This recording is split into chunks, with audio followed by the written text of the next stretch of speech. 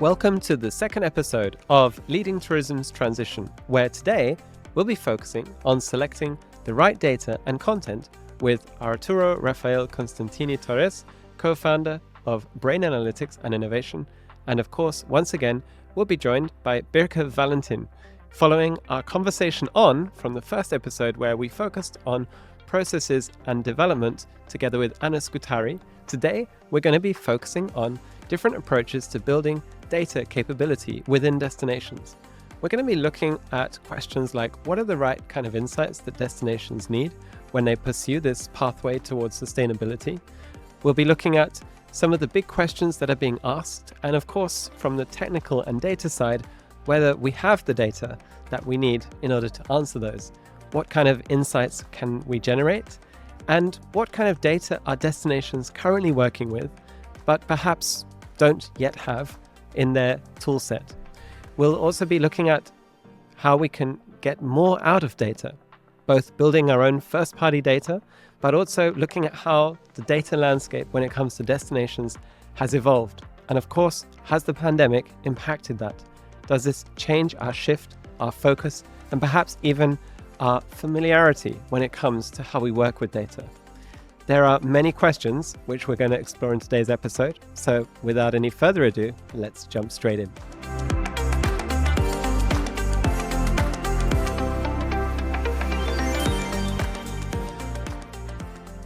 So welcome back to the Digital Tourism Think Tanks podcast, Leading Tourism's Transition. I'm really pleased to be joined again by Birke Valentin, who has been helping us put together this incredible first series where we are deep diving on some really rich perspectives around data and how to bring this together with sustainability. And today's guest is Arturo Constantini. Arturo, great to have you with us. You're the co-founder of Brain Analytics and have a huge wealth of experience behind you. So before we jump into the conversation, I'd like to invite you, Arturo, to just tell us a little bit more about yourself and your background so we can get to understand you a little bit better. Okay, sure. First of all, thank you for inviting me. It is a really good pleasure to be here. And just to give you a little bit about my background, let's see. I really think that tourism and data found me. I did not found tourism myself. So I was a former journalist for 7 to 8 years. And one day I got an invitation from the Ministry of Tourism to incorporate myself into the statistic area. It was kind of a surprise for me because I wasn't an economist or a mathematician or engineer. However, they told me, you know what, we need someone who's able to understand economics and data because of your also data journalism background, but you're able to tone it down when it comes to give the information to our audience, because sometimes they tend, when we have very technical people, they tend to publish articles that are not very digestible for the everyday user. So that's how my journey began. And while I was there, they put me in charge of the strategy of incorporating big data sources and promoting smart destinations as well. So that's how my career in the tourism area started. Great. Well, so pleased to have you with us. And going over to you, Birke, of course, this is a multi-part series, and you've helped us identify some fascinating people that I honestly think, I can honestly say that I would have probably not come across myself directly. And I think many of the listeners to this podcast perhaps have never met and never had the opportunity to see these very nuanced perspectives that this wonderful set of guests have been able to bring us. Tell us a little bit about what stood out to you about Arturo, why you thought he would make a great contributor to today's show. Yeah, hi everyone, and hi Nick, and hi Arturo. Thanks so much for joining us. I am very happy you could be on the podcast today, just because, and I guess that is, Nick, right away, the answer to your question. And Arturo actually pointed it out quite well. It's always quite difficult to find those people that have the technical skills, right, and that can break that down for normal brains. Funny though that Arturo's company is called Brain Analytics, but I guess that's really one of the things when I got to know Arturo and his colleague Ariel, a few years already ago. That was sticking out, and that was always fun and good to have wherever we met. So that's why I thought in that podcast right here, as we're talking about data and what data is needed in destinations and to get them to be more data driven, that we could use some of that skill right in this podcast today. And it certainly seems that way. And one of the things, Birke, you have really helped us to connect is the relationship between the sustainability goals that pretty much the entire tourism industry is now focused on, and asking themselves how can they really make progress in addressing sustainability, and the use of technology and more specifically data to help them to achieve that. So let's start to unpackage this world of data, in particular with that lens on sustainability. And perhaps we can start by looking at some of the different approaches that you've seen in the work that both of you have done when it comes to how destinations are building the right data sets that they need to have and getting the right capabilities that need to go alongside that, to really growing their overall approach as destinations to become more data capable, data ready, and to be able to really use that data to make real progress in the work that they're doing. Yeah, I think that's already starting out with a really complex question, because all the realities that we find in destinations, right, look completely different many times. So the approaches as well, when you look at different destinations, they all differ. They have to differ as well, not only because the realities are different, but also in terms of sustainability. The questions and the topics of relevance many times differ, right? Capacities, financial resources, and all those elements that play into it. And I think that's actually a great thing to have Arturo here, because both of us worked in different areas also within, in the world, which culturally sometimes is also an element that plays into that.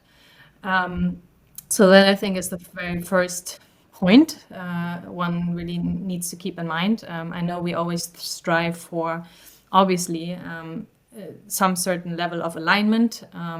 We are all for years trained to look at benchmarking and trying to compare things apple to apple, but in many cases, and at least in like the data area and the data strategy, that's really difficult to do. I don't know if that's, I guess, Arturo, your feeling for it as well, but that's what I've seen, at least in destinations. Yeah, I think that when we are trying to compare different destinations, it's very complicated. So, for instance, if you're a small destination and you want to come up with a data strategy and you wanted to compare yourself with a bigger destination, that is not going to work out, because you have different capabilities, like you mentioned, different financial resources. So, and I think the biggest challenge here, when Nicholas talked about different approaches, I think I found two approaches: one that works and one that doesn't. The ones that works, and when you have a data strategy put in place, when you know what kind of data do you need and for what purpose.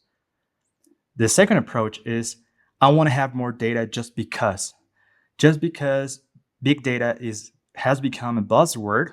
Then I need to have more data. Once you have it, you have no clue what to do with it. Maybe you acquire data, but you don't have the right server to store all the data. You don't have the right people to process the data or the right kind of software. So those are the things that I think the biggest challenge is data literacy among destinations. I think that's a great kind of opening set of ideas from both of you there. And I think it really comes down to that big question about what is actually driving us to do what we are trying to do with data. And perhaps this is a question that not every destination today is able to answer so confidently. Big data, great, but what do you want to achieve with that data? So I guess maybe as we start out exploring this, in particular through that lens of sustainability, what do both of you believe that the insights that destinations actually need to start gathering? What kind of data do they need to start building a baseline of in order to be able to then take steps forward with that? Because I think in many cases we see that destinations want to work with big data, but they don't necessarily own or have access to really valuable sets of data that help them to build that initial foundation. Okay, I'll go first. Well, let me think that. Okay. Sorry, can you rephrase the question? I got stuck in my idea. Yeah, I guess at the bottom of the question is this: what is the data that destinations need to start out with? They want to pursue big ideas with data, but maybe they miss that very initial baseline. Might be a little bit counterintuitive, but first of all, they need to understand the data they already have before they start to get into acquire more data. Understand what you have, because you already have information, basic information that we've had from many years, which is country of origin. We already have that. We have immigration. We have information coming from airline companies. We have accommodation information, how long tourists are staying, and which areas are which are the hot spots for tourists, right? So that's the basic information. First of all, you need to get that right. You need to understand that data, process it well, and then move on to the next questions, which I believe there are three main data sources driving the force right now. The first two are mostly for destinations, for managing destinations. That's mobile positioning data and point of sale data. That's very crucial. And the other one is social media data, sentiment analysis, building out your reputation, which I think is more being used when it comes to hotels. But destinations are also getting really interested into social media as well to understand tourist behavior. And that's a really interesting starting point, because whilst all of that data exists, most of it exists under license. And it's not necessarily proprietary data that destinations own or can build up without significant investments. So really interesting to hear your thoughts there, Arturo. Birke, if we look at some of these questions around data and think about the sustainable development needs of a destination, I imagine accessing some of that data and being able to put it to use in a meaningful and long-term sense can be quite prohibitive financially in terms of resources. But what is your experience of seeing how destinations have tackled this? Yeah, that's a very good question, and it's very it has many facets as well, right? I mean, we already know that the Sustainable Development Goals have quite a big umbrella of different topics and sustainability in general. But when you really look at, for example, the different certification schemes that are out there, or in the different, including then the main problems destinations faced in the last few years before COVID, but also even during COVID. What it comes down to when you compare all those different mechanisms and framework, many times more or less the same 10, 12, 15 kind of topics come out of it. Obviously what Arturo said, and that's one of the bases, always the arrivals, economic benefits, employment, those are kind of the traditional types of information that most of the destination at least have some sort of starting point. And I guess, want to circle back on the point that Arturo made on it. The data that is already there is usually the best starting point to not only build also capacities and see and really understand what's missing, but Arturo was saying, the cleaning and the processing is then the one that is, and getting that basis data that is already there right in order to build on top of that, kind of like big elements that then come together. We say the processing and the cleaning of it in a phrase of 2 minutes, but for destination that many times means month of looking at the data and trying to clean it and trying to make it and align it, have it in a way that's comparable, reliable, and make sure that this is actually something you can build on. And then on top of that, usually there are topics such as, on the social side, the local engagement, accessibility. Those are some of the especially the sustainability topics that are coming in. And obviously underneath of all those issue areas or topics or themes or whatever you want to call them, there are lots of different indicators, right, that destination can measure. So it's much bigger than pathway in those themes. And then on the environmental side, you have the climate kind of type of data, emission information, resource use, and whatsoever, land use. Some of those information sources are even available many times in different, for example, governmental institutions or organizations, right? So there's really a larger than play around what is our priority in terms of those topics. What governance is another one in terms of the management of the destinations. What are the qualitative, what are the quantitative types of information? Who has that already in the destination? What partnerships do we need, and where then do other data sources come in that we can acquire from third parties? And how much money do we have for that? I guess what you're really pointing to is the kind of data lake that exists, which is absolutely enormous. Yes. If we think about, if we especially take on board sustainability as a priority area for destinations, the destination as a whole, this presents a really, really huge set of choices in terms of, do we focus on the environmental quality of the destination and how we can monitor and set goals towards making improvements there? Do we look at the social elements, which in itself is a Pandora's box of many, many different issues that we need to unpackage, from diversity through to opportunity, through to prosperity.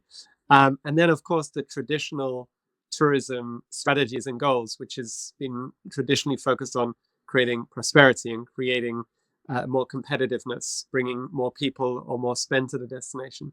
So if we just consider that historically destinations have only had to focus on bringing people to the destination and seeing a better quality and a better spend, and now we factor in all of these other questions related to sustainability, it's almost infinite.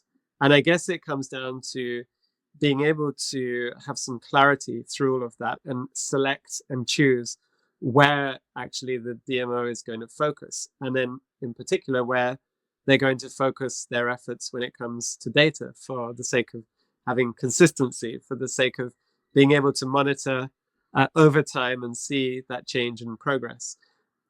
What do you both think, from the work you've done with destinations, is a kind of good opportunity to get started? Where can destinations actually see some early results with the work that they can do, using their data, using their skills, and using their ability to bring people together? Well, I think that the first approach is to actually come up with a plan. Before you start to acquire data, okay, what kind of data do I need for what purpose? Just like I mentioned before. Let me give you an example. I've worked with the town of Tequila, is on the Pacific of Mexico, and they actually became the first destination to be certified by the Spanish government to be a smart destination. And I've worked with them really closely, and I think they have a key element.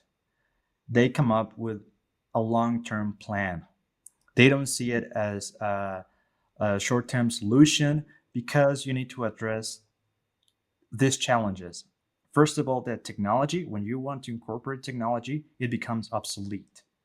So it's not about I just have this data, I just have a new server, and that's it. If you want to continue to, for instance, acquire more data, maybe that server, you need to improve it, or maybe you need to buy some more space in the cloud. And second of all, considering the people who's going to take care of the data. It's not only about having data scientists, but they have to understand as well the tourism sector, because understanding tourism from a statistical point of view is quite complicated. It's not as easy as it looks. So they understood that. And second of all, they prioritized. They didn't want to go all in. They thought, okay, first of all, we're going to focus on this aspect. which was having access point because they needed to understand mobility around the destinations to manage better how people move across the territory. So having that already in your head, already in your paper, and also wanting to collaborate with many actors. And now we're getting into the governance aspect of it, because for data, you need private sector to be involved, you need public sector to be involved, and you need people as well to be involved. You need all of them working together and sharing, because that's another issue here, sharing information, because otherwise everything is going to be spread out. And lastly, is that first you need to come up with some sort of small projects to work on, instead of just I'm gonna acquire this massive amount of data and see what happens. No, do a little project and see what happens, what goes. Because one of the things that happens is lack of consistency. You come up with a project, but you put all in, doesn't work, or then you have to pay more and you don't have that already in your budget, and then the project collapses. Actually, that's what happened when we worked at the ministry. We came up with a project with the Spanish bank BBVA, and we did it for a year, came out great, but then when we went to renew the contract, it became more expensive. We did not have resources. So, the only thing we ended up with was a nice picture. I mean, it was a good exercise. We'll learn from it, but we need to being able to create that continuity along the whole process. I think there's a really valuable firsthand kind of experiences that you're sharing, Arturo. It's something that I think we can all somehow relate to, but maybe we don't always hear the need to be thinking in small steps about having successes, achieving the first goal before moving on to the next, and being able to also maybe see those as opportunities to prototype and test ideas around what we can gain and learn from the data that we are looking at in small bites, what our limitations are as a team in terms of technical capabilities and how far we can go. And ultimately that may shape the direction we go as well, whether we want to get in deeper on a technical level or actually find creative or innovative ways to build from there. And I guess, this is also where every destination is actually very unique in a sense of their resources, their capabilities, the topography and the issues that they face as a destination. And it really does seem like those decisions on data need to actually not follow the trend that you maybe see across 30, 50, 100 different destinations, but actually select the individual needs that really are important for them and their destination. So really, yeah, I think you really kind of speaking about the successes and failures is really key here. And I think you really point to some good examples. Yeah, what I think, Nick, on the most basic level, right? Many times it comes down to the commitment and the courage to go that path, because it is not a very easy one. I think the point that Arturo made of the continuity, many destinations when they embark on that type of, let's say, it's not even project, but change of system, are not conscious of what that may entail, and it is very, very easy to get lost into this whole data sphere because there are so many topics and there are so many needs. But in the end, the starting out with a specific project or with using that data that is actually there and trying to make it clean and process it in a way that we talked about just before will help many times, at least in the destination that I've seen, will help many times to show the stakeholders that all have specific interests and all have different interests and needs, what the data should do for them, will help to show what kind of data gaps are there. It will hopefully help to prove as well that more data and more visuals for certain topics will make it easier to understand what's going on within the destination. So it's a whole kind of game of starting with first thing to make to create proof points and to make the case for data, and then be able to continue that work and extend it. And in the system we have today in destinations and as DMOs, it is a challenge because the systems are not made for that type of evolution, let's say. Yeah, we talk a lot about funding, we talk a lot about KPIs, and there's a lot of pressure from different angles we look at a destination, who they're trying to report and sometimes to firefight to. But I think this is also a challenge for them to take on and see, how can we set the right expectations so that they're not pressurized into going for these kind of big ticket projects, which are all singing and dancing, but maybe just unrealistic, and or perhaps are amazing, but actually don't really serve any obvious purpose. You mentioned the importance of being able to visualize data, and I think it's a key point that we've seen a lot of data visualization. It's been one of the sexier sides of data, but we also at the same time don't always see the use case being demonstrated through that process. We see visualization for the sake of it because it looks good, and perhaps it's a modern day booklet that you put on the boardroom table, but does it necessarily give you the insights that you can work with? So I guess there's some really interesting areas that we can unpackage here. But if we take a kind of bigger look at how things have evolved and developed, of course, we are really coming out of the pandemic right now, which is an interesting phase because we've spent 2 years looking at data at incremental levels. And even the average citizen has now got a much higher comfort level when it comes to data as they've been looking at COVID stats. So how has this shifted things in tourism, in your opinion? Has it changed our relationship with data, our knowledge, our expectations? Well, at least when people see a map these days, everyone kind of feels comfortable with that. So that's already a good point on that one. But yeah, Arturo, I'll let you answer that first, and then I'll go because I know you have lots to say about that. Well, first of all, the first thing that it was affected by COVID in terms of the statistical point of view was that destinations were not able to conduct surveys anymore, face-to-face surveys. That became quite difficult because you were not allowed to. So in a way, destinations were forced or given an opportunity to explore alternative data sources. And prior to the pandemic, every destination had on their bucket list big data. It was something, it was there, seducing the destination. Hey, I'm here, But when the pandemic came, it was a necessity, an opportunity and a necessity as well, because you needed to understand what was going on at first and what was going to happen after about the recovery. So you wanted to know if the behavior of tourists will change or not. And if so, how can you were able to adapt? And then governments started to establish, for instance, different apps for tracking people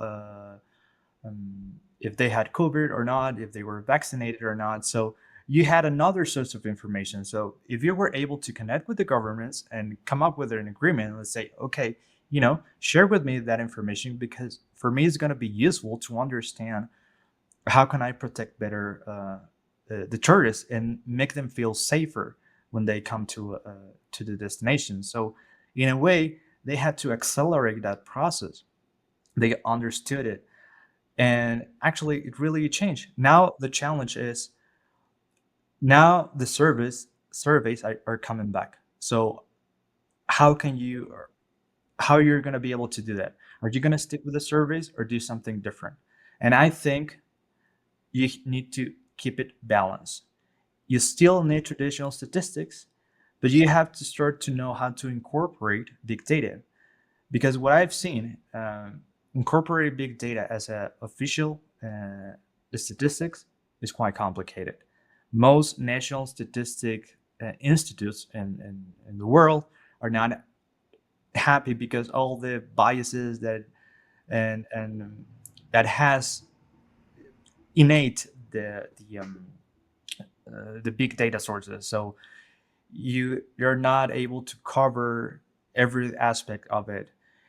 You're not sure, you have information from the present, but not from the past. So it is a work in progress on how you're going to be able to incorporate, which for me right now is going to be the next big challenge, how to merge those two sources.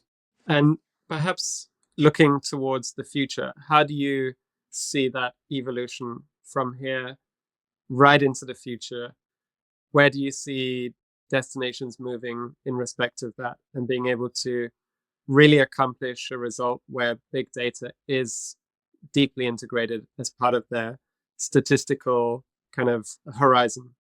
For me, if they understand how to incorporate big data sources into traditional ones, then they were going to be able to move to the next step, which is going to be incorporate artificial intelligence into going from automation to augmentations when it comes to understanding statistics.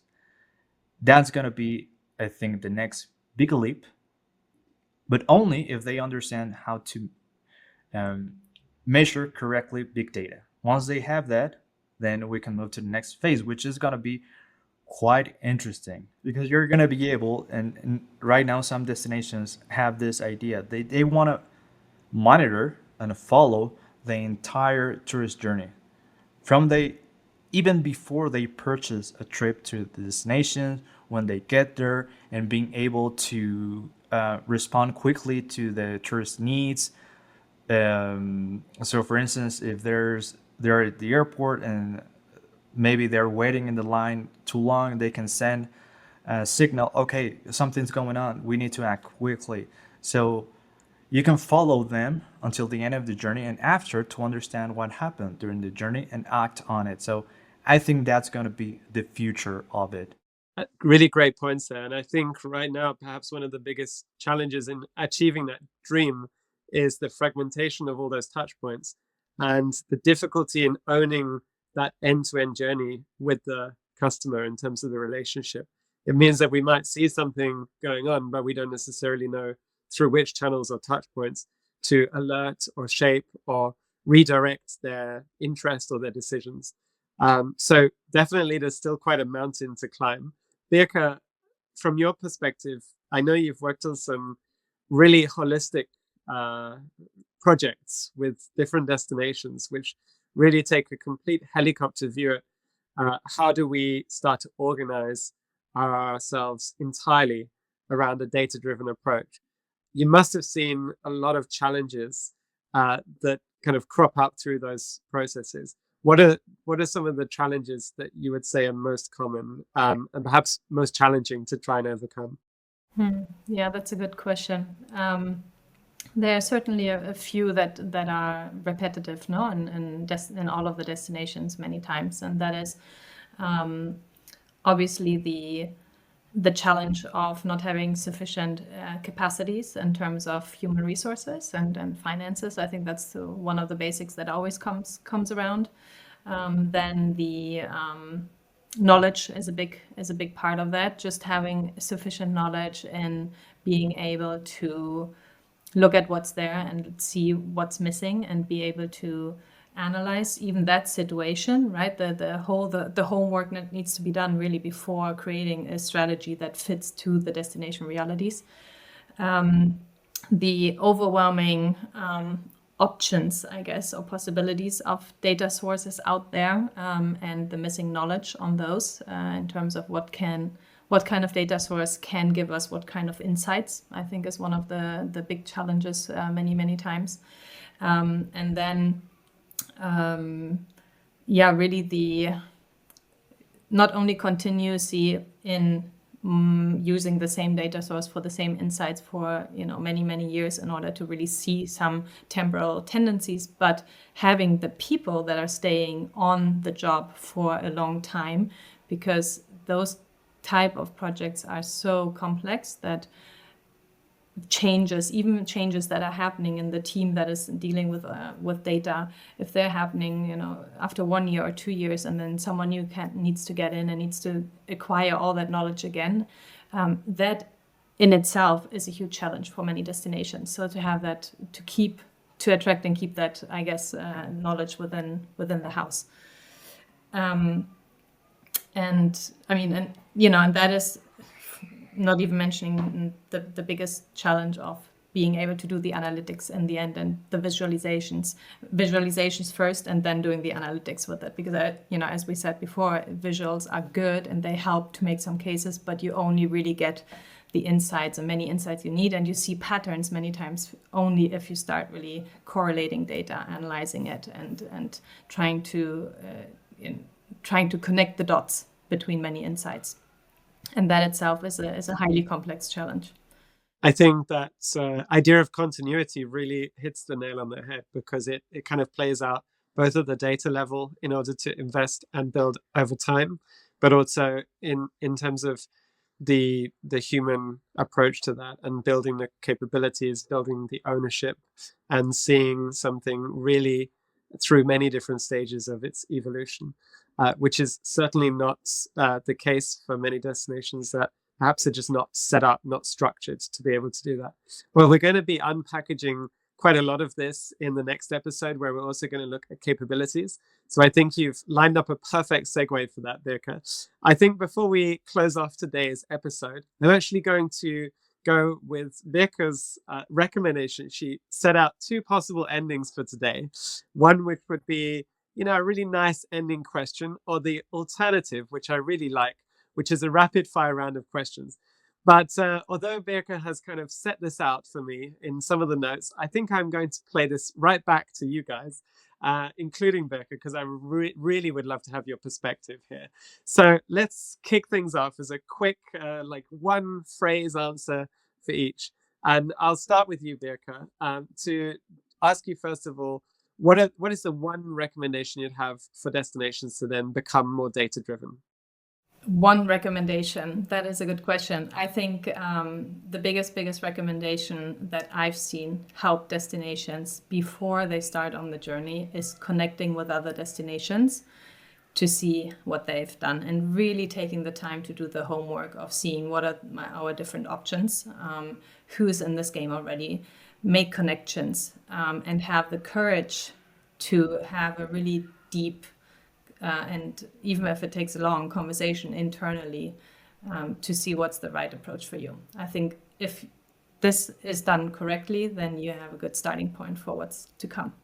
Arturo, what do you think? For me, I think it's about understanding and prioritizing your needs first, because otherwise it would be like trying to build a house without the blueprint. It's not going to work. It's going to collapse eventually. So if you have that, you're set up in a very good path towards a data-driven set of mind. Okay, next question. How do we take it up a level? So we've seen lots of great stuff, even brilliant stuff, but think big. You guys know what's possible. How can we really take things to the next level?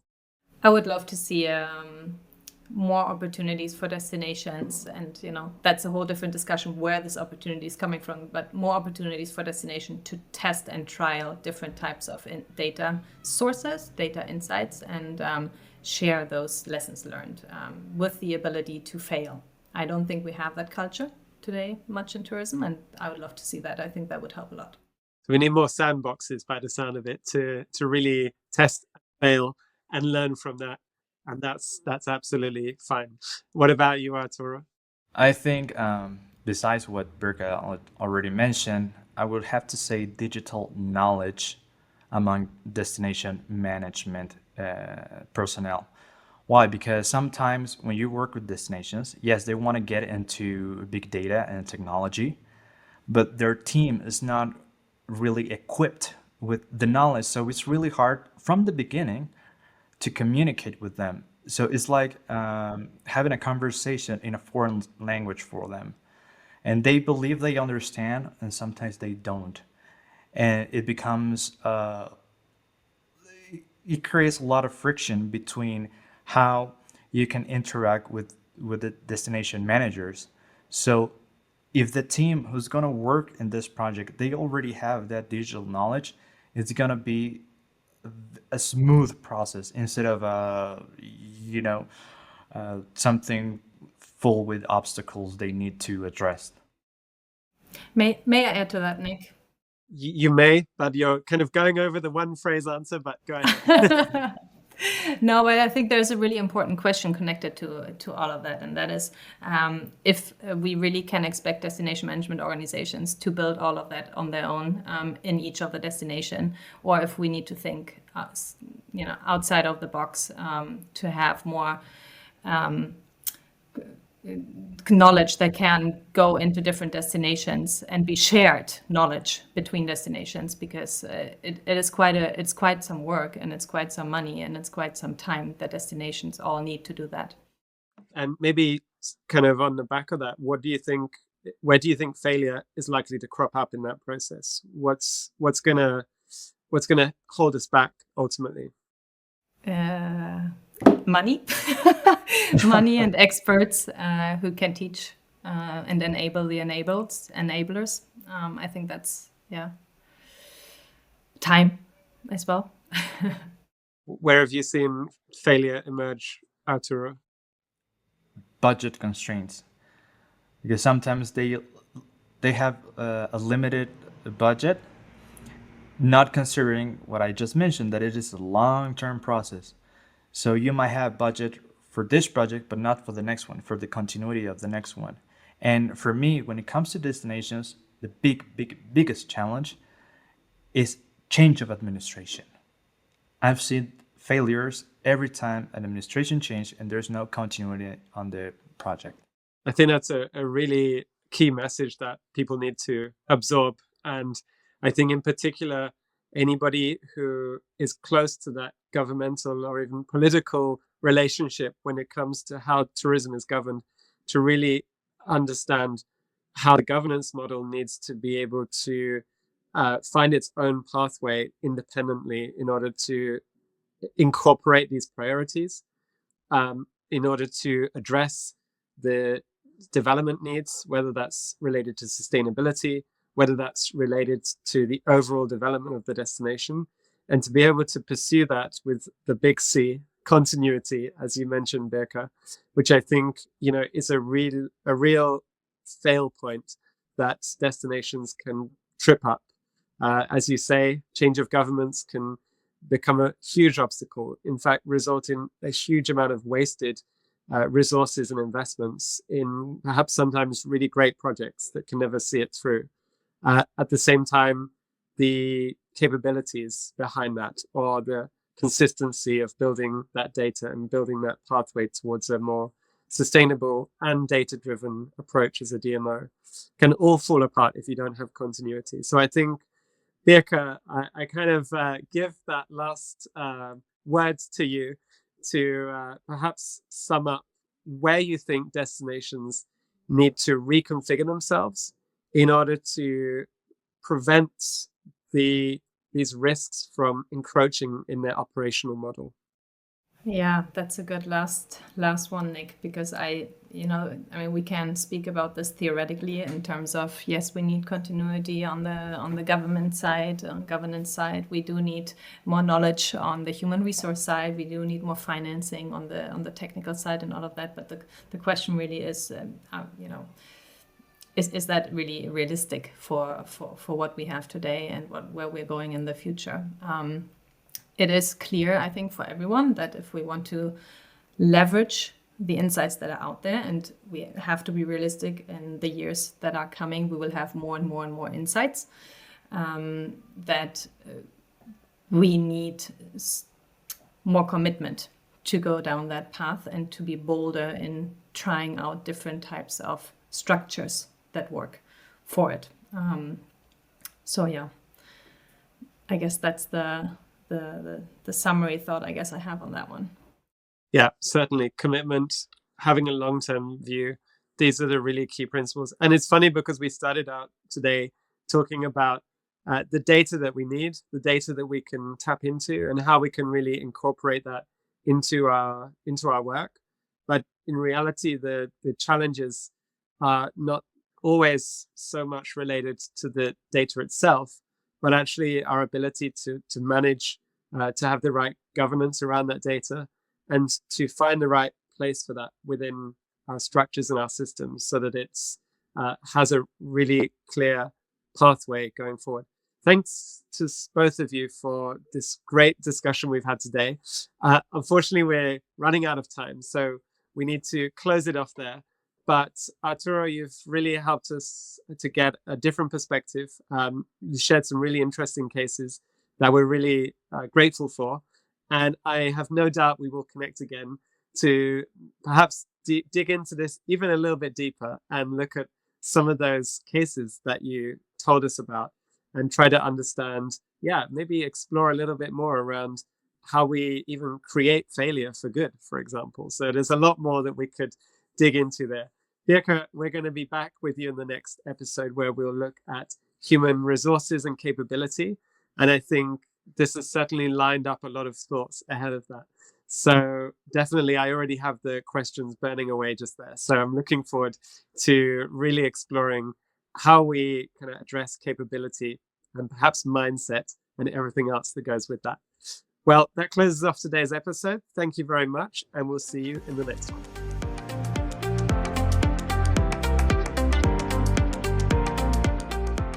Well, that brings us to the end of the second episode of Leading Tourism's Transition, where we've been hearing from Arturo and Birke to have their perspectives on selecting the right data and content and how this forms a key part of driving towards a more sustainable future as an industry.